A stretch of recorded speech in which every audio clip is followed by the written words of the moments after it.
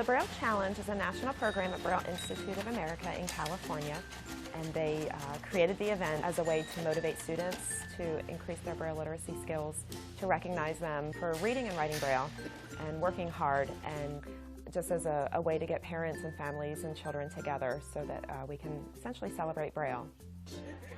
It can be encouraging for them to be around other kids, to see all these positive role models, and for parents to see, parents of young children bring their young kids, and then they see these older students talking about, their juniors and seniors in high school. They're talking about taking the SAT and the ACT and where are we going to go for college. And so that's a great way for parents to see, oh, well, my son's going to be there one day. Certain things you can't do.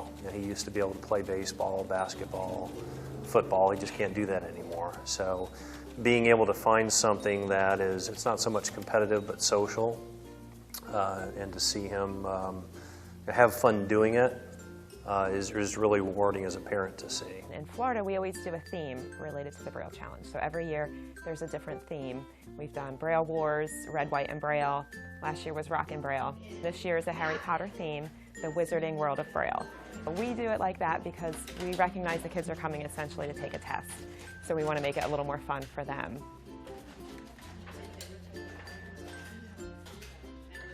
They actually get to compete against one another, and they learn that if I work harder, if I practice, if I do some of the practice tests online, if I practice listening to the speed and accuracy tests from previous years, that, hey, I do better this year. That when you work hard, it pays off. We've never let her use her blindness as a crutch. So this instills in her how important it is to learn the Braille, how important it's going to be in her life later. We don't have to make any accommodations, and that's, I think, another reason why the kids really enjoy it is because they don't have to have somebody pull them out of the room and do separate testing. They don't have to wait, oh, I didn't get this in time. I've got to Braille your test and you're going to take it after school. Everything is right here.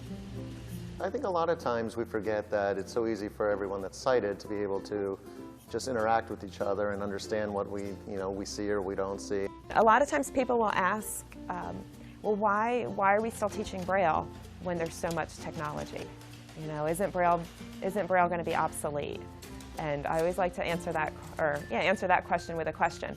What would you do in your life if you couldn't use a pencil and paper? If you didn't have a pen, if you didn't write things down? Just think about how many times a day, you jot down a phone number, you write down a note, you write down instructions, you read something on a piece of paper. Even typing on the computer, you're still seeing what you're typing, even though it's print. And so it's the same for people who read Braille. You've got to have a means of producing information and being able to access it immediately. If you can please put your stack of paper in a pile, we're going to collect them. Garrett, my little, yes. I'm so proud of you. I'm so proud of you.